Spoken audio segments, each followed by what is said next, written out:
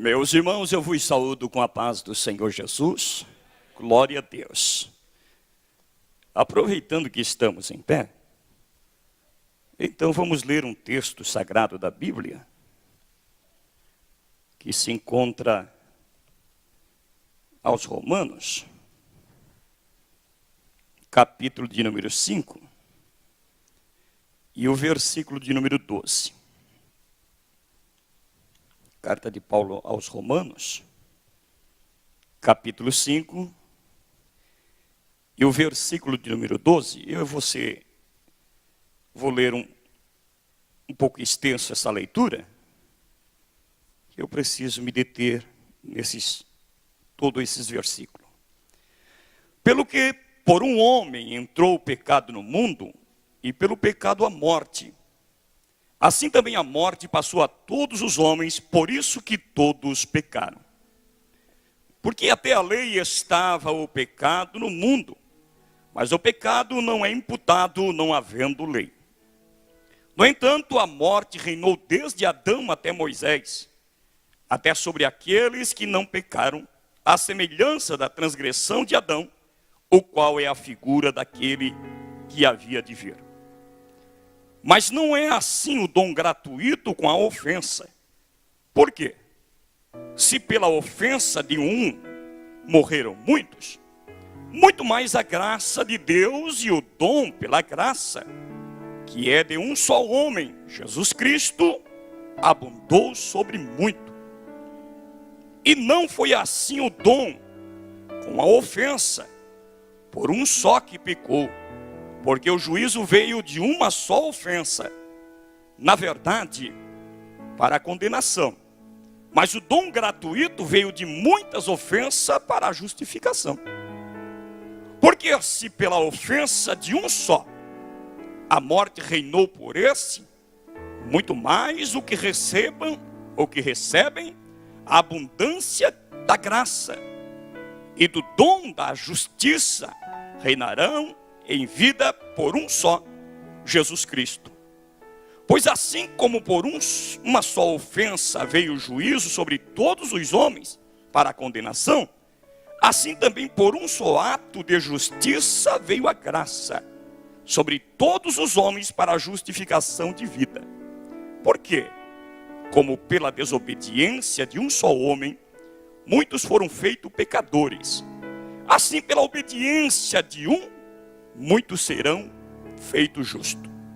Veio, porém, a lei para que a ofensa abundasse. Mas onde o pecado abundou, superabundou a graça, para que assim como o pecado reinou na morte, também a graça reinasse pela justiça para a vida eterna, por Jesus Cristo nosso Senhor. Querido Deus e Pai, nós te louvamos, Senhor. Te damos graça por mais esta noite. Queremos louvar o teu nome e poder estar aqui na tua casa, bendizendo e enaltecendo, e queremos ser fiel à tua palavra. Usa-nos como canal de bênção teus filhos, para a glória do teu nome. Amém. Quero estar assentado, meus irmãos. Agradeço a saudação de boas-vindas e quero agradecer ao nosso pastor presidente, agradecer ao pastor Davi, que tem nos feito este convite. E o interessante disso é que a gente, pastor Seno, a gente nunca acostuma com o púlpito, né? Por mais que a gente fala o dia todo, ou praticamente todos os dias, quando chega nesta hora aqui, a garganta seca, os nervos se afloram, parece que a voz treme, e a gente nunca se acostuma com o púlpito. E graças a Deus por isso, porque daqui para lá e tanto de lá para cá, a gente sabe que este recinto ele não é um lugar qualquer. A gente sabe que ele é lugar onde reina a Trindade divina, o Pai, o Filho e o Espírito Santo. Spurgeon, quando ele escrevia a palavra, ele dizia: uma mensagem pregada com sinceridade e amor a graça de Deus se revela entre nós pela sua palavra. Meus queridos, eu tenho feito menção de um texto sagrado, mas antes quero contar uma experiência. Eu levei a minha esposa ontem à noite, durante o dia, 9 horas da manhã, ao médico, e para fazer uma endoscopia. Ela está com um probleminha no estômago. E quando ela estava ali sedada, descansando na cama, eu peguei um livro e comecei a ler. Sempre carrego um livro comigo. E comecei a ler.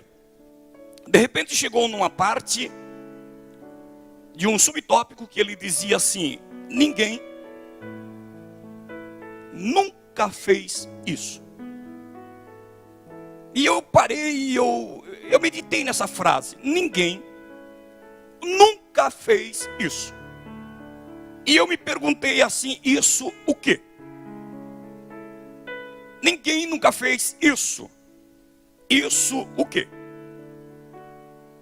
De repente entra no quarto a enfermeira com uma cadeira de roda e um senhor sentado na cadeira e uma senhora ao lado. E colocaram o homem na cama. A senhora sentou numa cadeira. Eu acho que ela está aqui, né? Eu acho que ela está aqui. E a enfermeira saiu e eu comecei a conversar com ela. E eu perguntei para ela: é o seu esposo? Ela disse: não, é meu irmão. Eu disse: o que ele tem? Ele já vem fazendo endoscopia já umas 3 ou 4 vezes. Eu disse: e não resolve o problema? Ela disse: não, esta enfermidade já vem há tempo. Já há muitos anos que ele tem esta enfermidade. E eu conversando com ela, eu digo: ele mora sozinho? Mora. A gente mora perto e cuida dele, traz ao médico e sempre ajuda, porque a gente está sempre ao lado. Eu disse para ela: e os medicamentos não estão fazendo efeito? Ela disse: não, pouco efeito está fazendo. Aí, pastor Sênio, eu olhei para ela e disse: dona Maria de Lourdes, a senhora sabe, de repente a senhora pode não crer, mas a senhora sabe que o meu Jesus ainda faz milagre? A senhora sabe que o meu Jesus ainda cura? E ela olhou para mim e disse assim: ah, sei. Sei, sim. Eu disse: ah, então a senhora sabe. Ela disse: sei. Sei, porque eu já tenho visto milagres acontecer. Eu disse para elas: como? Ela disse: não, eu faço uma campanha nas quinta-feiras na igreja do relógio no centro. Eu faço a campanha às quinta-feiras ali. E eu me lembro que um dia o meu marido estava com câncer. E eu fiz uma campanha para Jesus fazer um milagre na vida dele. E lá eu fui ensinado que se a gente orar e jejuar, Jesus cura. E ela disse: eu fui para casa, reuni a família, conversei com a família e a gente fez uma campanha de jejum e oração. E eu disse: o que aconteceu? E Jesus curou o meu marido. Jesus fez um milagre. Eu sou, pastor, testemunha viva de que Jesus ainda cura. Amém? O nosso Jesus ainda cura. Você crê? Para isso você está fazendo a campanha das quinta-feiras, das causas impossíveis. E eu louvei a Deus. Louvei ao Senhor quando eu vi esse testemunho. E aí voltei a conversar com ela e depois parei e comecei a ler o livro, porque já estava na hora de eu sair. E quando o pastor Sena, eu ouvi esse testemunho, eu me voltei para o texto, que o texto do livro dizia assim: ninguém jamais fez isso.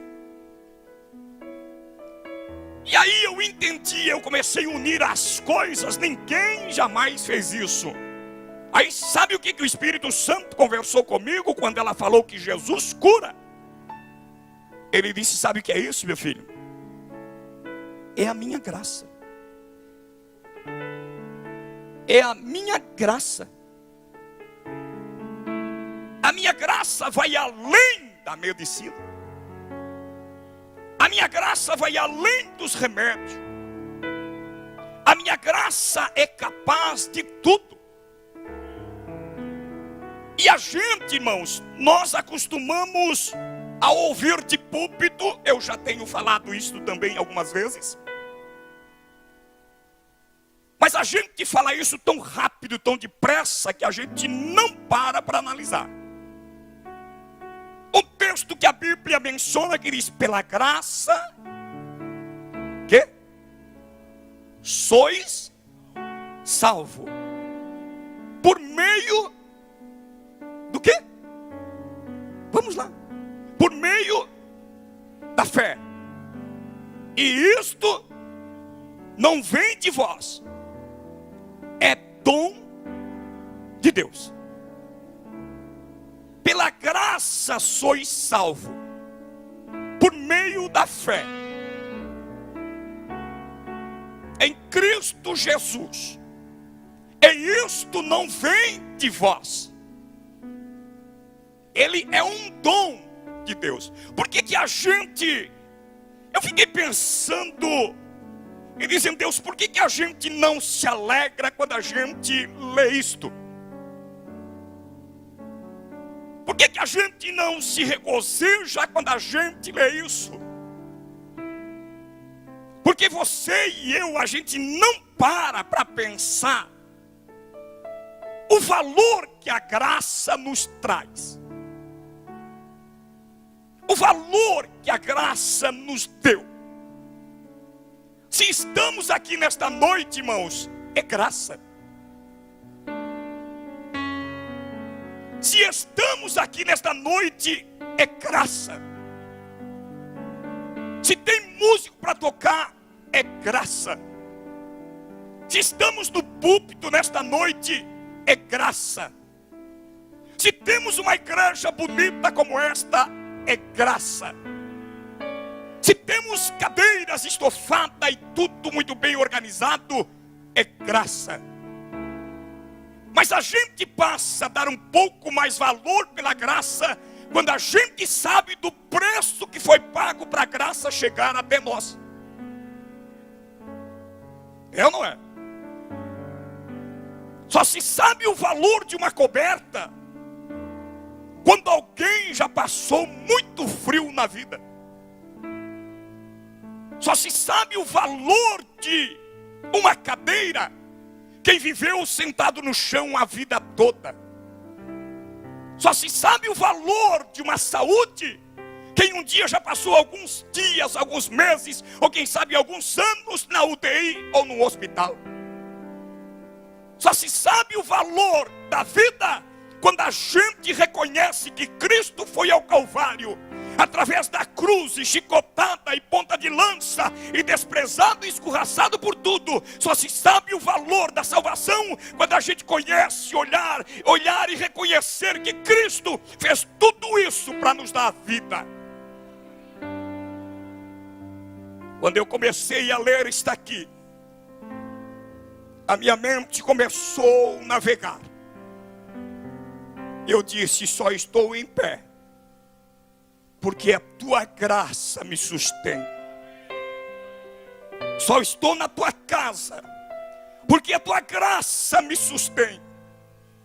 Só estou louvando o teu nome como pastor da igreja, porque se existe um homem que não tinha direito nenhum, se existe um homem que não tinha condições alguma de estar na igreja, aleluia, a não ser por intermédio da graça, eu serei este homem. Mas pela graça de Cristo, a mão dele me alcançou, me trouxe para sua casa, colocou nossos pés numa rocha, nos deu um banho de misericórdia, colocou um novo cântico na nossa boca, e nós louvamos ao Senhor. Sabe o que é isso? Graça. Graça. E o apóstolo Paulo, quando ele fala neste capítulo, ele não esconde o tamanho do problema que o pecado veio nos trazer. Ele não esconde isso. Ele começa mostrando nesse texto a desgraça, o problema, a miséria, a tristeza, a angústia, a decepção, o desconforto, tudo que o pecado veio trazer. Mas quando ele vai falar na graça, observe que ele dá uma ênfase a mais. Ele diz que o pecado veio destruir, mas depois ele diz, mas a graça veio construir.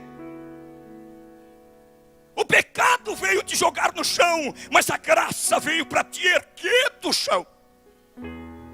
O pecado veio para te lançar no inferno, mas a graça veio para te levar para o céu. O pecado veio para te dar a morte, mas a graça veio para nos dar a vida. Sabe o que é isso? Graça. E o apóstolo Paulo, quando ele entra nesse assunto, ele faz a gente olhar para as duas direções, tanto para trás, como também faz olhar para a frente. Paulo faz a gente navegar nesse texto e faz a gente olhar para trás o que éramos. Mas ele também diz, mas agora olha para frente o que você é. Sabe o que é isso? Graça. Há um certo escritor que disse, se a gente soubesse o preço que levou o nosso amado Jesus Cristo para nos chegarmos à graça, ele disse, já seria o suficiente para a gente viver nessa terra, aleluia, com a boca no chão e o joelho em terra, dizendo muito obrigado, porque o Senhor escreveu o meu nome no livro da vida. Isso é graça. Quando você passa a valorizar a graça de Deus, é porque você corre um pouquinho para trás, e você diz assim, eu não tinha condições de estar aqui, mas a graça de Deus me alcançou. A graça veio fazer aquilo que a lei não conseguia. Ou seja, a graça me abriu uma porta a qual eu e você não tínhamos direito. E a graça disse, entra, Edson. É a graça que te conduz a esta porta. É pela graça que você está aqui, não é pelos méritos, não é pela bondade da gente, não é pela disposição. Porque enquanto eu estava no hospital olhando e lendo este livro, o Espírito Santo falou comigo e disse, imagina uma pessoa trabalhando o dia todo no concreto, neste sol causticante de 35, quase 40 graus, enchendo caixaria, amarrando ferro, rebocando parede no Jaú. Quando chega em casa, o que mais ele quer é tomar um banho, comer alguma coisa e se enfiar numa cama e descansar. E Deus falou comigo, e por que muitos não fazem isso? Chego em casa cansado depois do trabalho, lutando o dia todo para conseguir o pão de cada dia, e chego em casa arrasado a ponto de quase morrer, mas tomo um banho, pego a Bíblia, e preparo a família, embarca no carro, ou de a pé, ou de bicicleta, ou de moto, e vão para a minha casa louvar o meu nome. Você pensa que isso é vontade própria do ser humano? Declamas tu, recanta lá abaixo, Se pensa que isso é vontade própria do ser humano, pela vontade dele nunca faria isso. Depois de um dia causticante de trabalho, depois de um dia de labuta sendo xingado pelo patrão, depois de dia de tanto sofrimento e angústia, chego em casa, tomo um banho, pego a sua Bíblia, a família e vão para minha casa. Sabe o que é isso, meu filho? Graça. Declemas tu, recanta lá abaixo e declema. Começa a dar valor um pouquinho pela graça. Paulo diz: olhe para trás. O que era antes? Dá uma olhadinha para onde eu tirei. E você veio seguindo. Eu quando olho para a minha vida, que não tinha direito nenhum de um dia estar assumindo uma tribuna, que não tinha condições nenhuma, mas hoje eu digo: é a tua graça, Senhor, que me faz viver em pé. Quando você olha para trás, pessoas que chegaram outrora na igreja e não tinham nada, possuíam nada, chegaram de arrasto, outro até cheio de droga, aleluia, mas o meu Jesus pegou ele, transformou, mudou, deu uma lavagem nele, colocou os pés na rocha, firmou os seus passos, escreveu o seu nome no livro da vida, o batizou com o Espírito Santo. Sabe o que é isso? Graça. Pela graça sois salvo. Diga comigo: pela graça sois salvo. Sabe o que é salvo? Sabe o que é salvo? Uma pessoa que outrora estava condenada, não tinha juiz, não tinha advogado, não tinha testemunha para o libertar, não tinha ninguém que pudesse abrir a cela.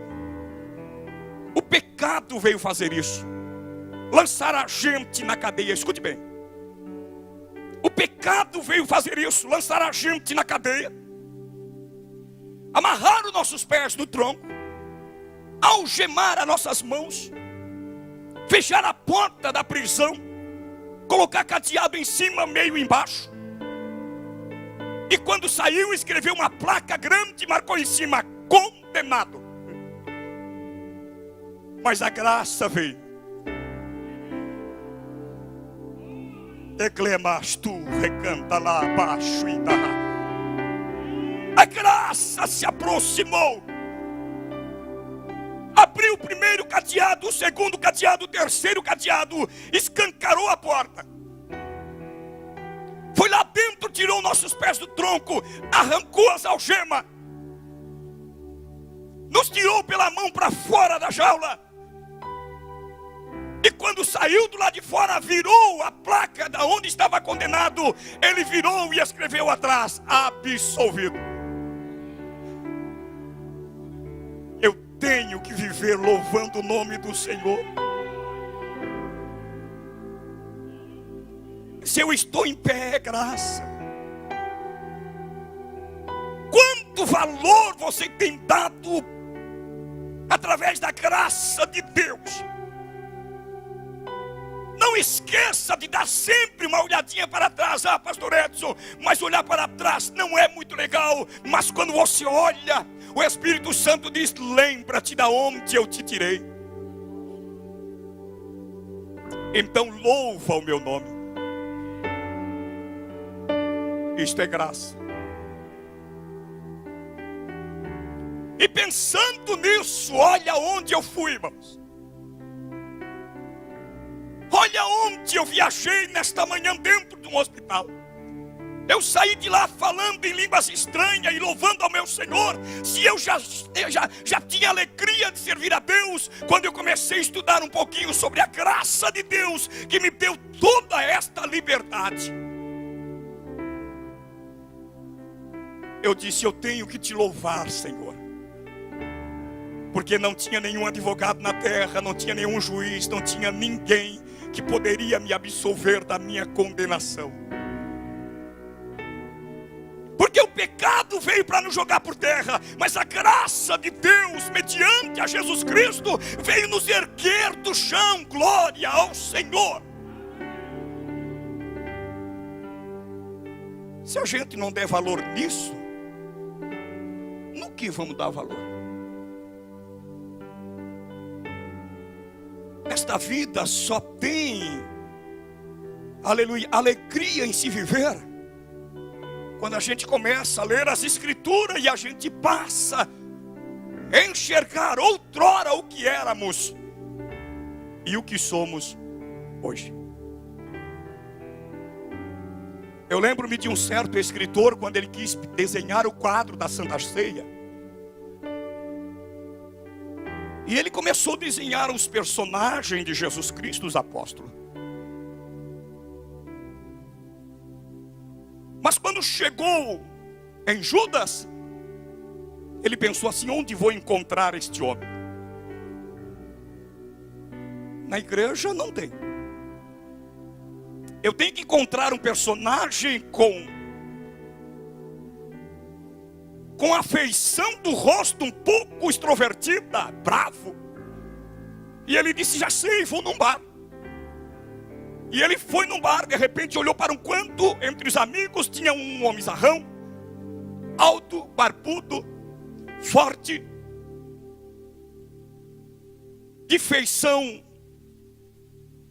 cerrada, dura.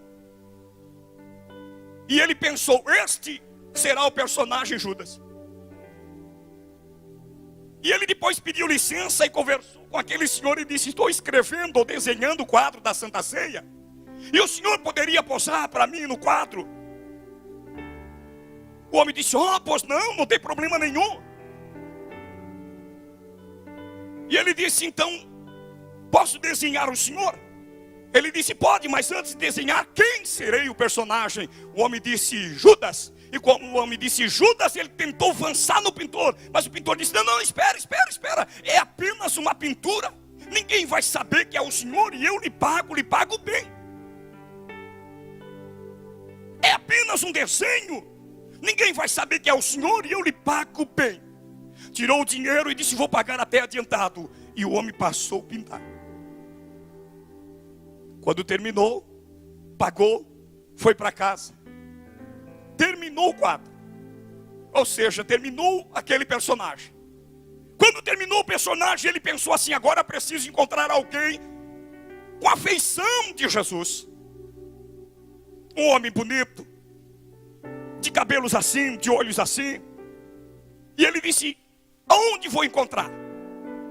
No bar, é claro, não tem. Vou na igreja. Quando chegou na igreja, olhou, procurou entre os demais. De repente viu um lá na ala do meio. E ele disse: posso conversar com o senhor? E ele disse: pode. Eu estou terminando um quadro da Santa Ceia e gostaria que o senhor deixasse eu pintar o senhor como um personagem do quadro. E ele disse: quem serei o personagem? Ele disse: você será o personagem Jesus, aquele que está no centro da mesa, com 6 do lado e 6 do outro. Ou seja, você será o que está no centro. E ele disse: tudo bem. Quando terminou a pintura e ele foi pagar o homem, aquele personagem, antes de pegar o dinheiro, olhou para aquele pintor e disse: não vou querer o seu dinheiro. Mas por que não? Ele disse: não, porque você já me pagou. Como eu te paguei? Eu nunca lhe vi antes, eu nem lhe conheço. Ele disse: não, mas você me pagou. Mas como eu te paguei? É a primeira vez que eu pinto você no quadro da Santa Ceia. E ele disse: lembra quando você foi no bar e você viu um personagem barbudo, cabeludo, sentado no canto, desprezado? Ele disse: lembro. Pois é, eu era aquele personagem. Eu era este personagem. Mas como você mudou tanto? Ele disse: quando você falou para mim que eu seria o personagem Jesus, ou seja, Judas, eu olhei para a minha vida e fui ler a história de Judas. E eu, daquele dia em diante, eu disse: não serei mais o personagem Judas. Ele disse: daquele dia em diante eu fui para a igreja, aceitei Jesus como meu Senhor e Salvador. Levei ele para dentro de casa simples, aonde eu morava. E todas as noites eu conversava com ele e eu dizia: transforma a minha vida. Faz de mim, Senhor, uma nova criatura e um homem que eu possa identificar-se contigo para a glória do teu nome. Hoje, a minha vida está mudada. Sabe o que é isso? Graça. A graça muda o ser humano. A graça transforma o ser humano. A graça liberta o ser humano. A graça faz nós nos aproximarmos mais de Deus e agradecer-te cada dia que passa. Declemas tu, recanta lá abaixo e dá. Oh, eu sinto a presença do Senhor, porque quando eu começo a ler essas histórias, eu fico mais fascinado, porque a graça me aproxima cada vez mais de Cristo. Pela graça sois salvos. Vira para a pessoa e diga para ela: sabe que você é salvo por causa da graça. A graça nos deixa parecido com Cristo. A graça nos faz caminhar com Ele. A graça nos faz, irmãos, a graça me libertou da condenação do pecado. A graça me libertou da condenação da morte. Paulo tinha razão quando ele disse: não vivo mais eu, mas Cristo agora vive em mim. Dá uma olhadinha para a vida deste homem, o que era antes ou depois, e o que foi depois de converter-se a Cristo. Uma vida totalmente transformada. A graça faz isso. Lembra do capítulo 5 do Evangelho de Marcos? Quando Jesus pega a navegação e atravessa para o outro lado do mar da Galileia. Sabe quem vai ter com ele quando ele bota o pé na areia? Um endemoniado. A Bíblia diz: endemoniado e imundo. Um homem que fazia baderna naquela província. Um homem que não tinha prazer de ficar em casa. A Bíblia diz que ele vivia nos túmulos, urrando a noite toda e se cortando com pedras. Mas quando Jesus chegou, sabe quem veio ter com Jesus? Mesmo contrário à sua natureza de demoniado, a Bíblia diz que quando ele se aproxima de Jesus, ele o adorou. Você tem adorado o Senhor quando entrou aqui? Até os demônios adoram Ele.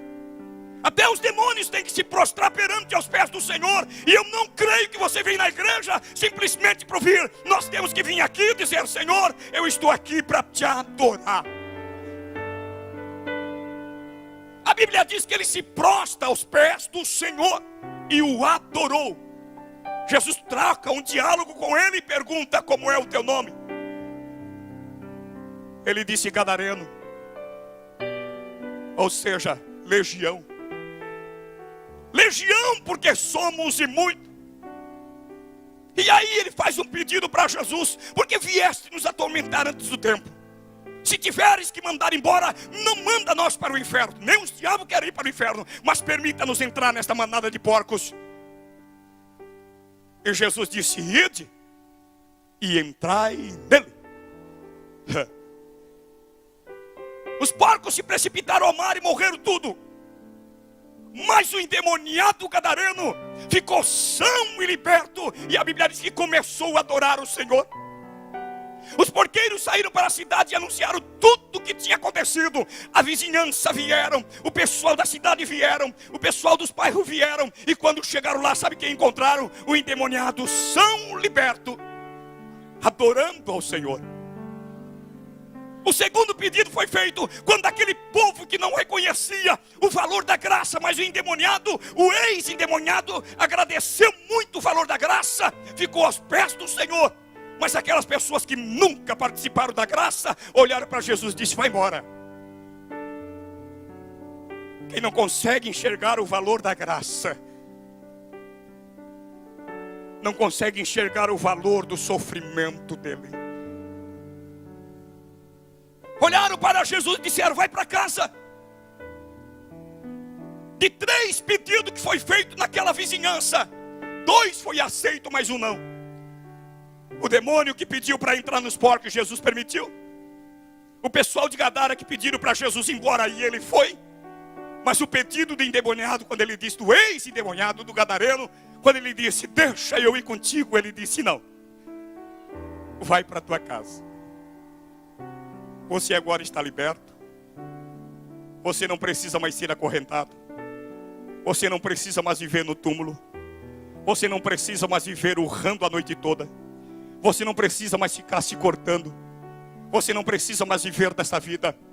Vai para os teus e anuncia quão grandes coisas tem o Senhor feito por ti. E a Bíblia diz que o gadareno, sabe onde é que ele foi? Voltou para o túmulo? Não.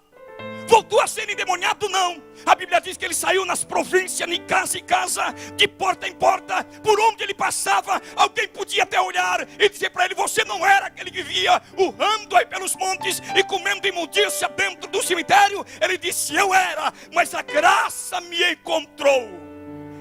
Fique em pé comigo. A graça de Jesus é um fortalecimento para a nossa vida. A graça de Jesus. Pela graça sois salvos, por meio da fé. Você pode perder tudo nesta vida, mas não perca a graça de Deus. Você pode não alcançar a campanha de repente que você está fazendo, mas se você tiver a graça de Deus na sua vida, você já tem o bastante. Mas eu creio que o meu Jesus me trouxe aqui para dizer que Ele tem bênção, tem milagre, tem cura, tem libertação, tem tudo para fazer, se você acreditar. Eu quero que você venha à frente nesta noite. Eu quero orar por você. Eu quero abençoar a tua vida, você que está fazendo a campanha. Traz o seu envelope. Nós estamos orando no São Sebastião todos os dias, das 11 à meia-noite, já vai fazer 7 meses. Todos os dias, de segunda a sexta. Semana passada, 11h30 da noite, entrou um cidadão totalmente desajeitado, bermuda toda esfarrapada, vida toda destruída. Encostou a moto na frente da igreja e entrou na igreja dentro. Chamou um irmão que estava mais próximo dele e disse: quem é o pastor da igreja? E os irmãos apontaram para mim, que eu fui lá ter com ele. Disse para ele: senta aqui, nós já estamos acabando a reunião de oração. E as palavras deles foi esta: pastor, ora por mim. Eu saí de casa com um propósito de me enfiar com esta moto embaixo de um caminhão.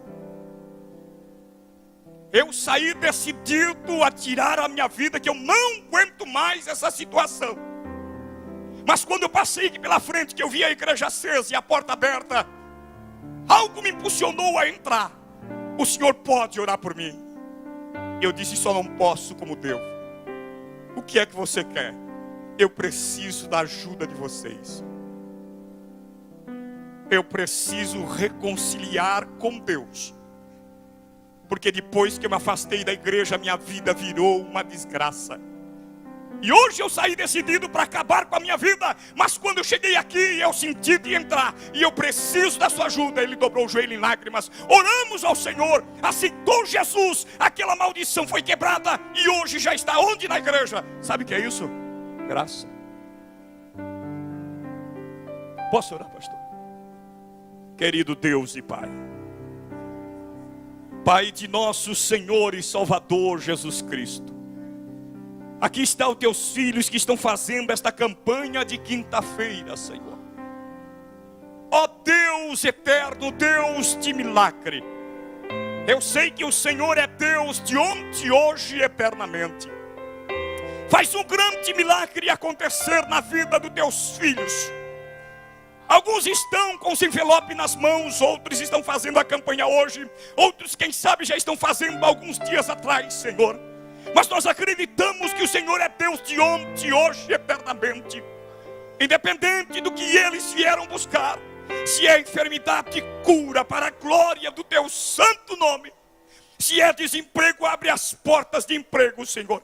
Se é problemas conjugais, o Senhor faz um grande milagre na vida deles. Ó Deus eterno dos céus, eu te peço, estende as tuas mãos santas de poder, repreende toda a fúria do mal, Senhor. Se há alguma causa na justiça, que haja pelo poder do teu nome uma abertura, e o teu nome venha a ser glorificado. Em nome do Pai, do Filho e do Espírito Santo de Deus, eu te peço, abençoa teus filhos que estão realizando esta campanha de quinta-feira. Em nome de Jesus, dá tua bênção agora e sempre.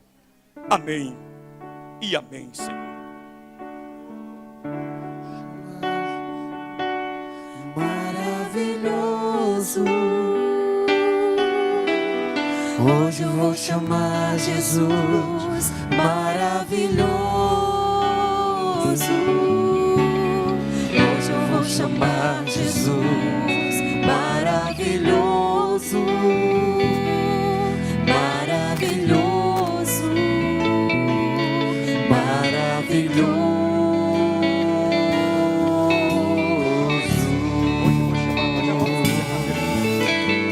Hoje eu vou chamar Jesus maravilhoso. Hoje eu vou chamar Jesus maravilhoso. Hoje eu vou chamar Jesus maravilhoso. Maravilhoso. Maravilhoso.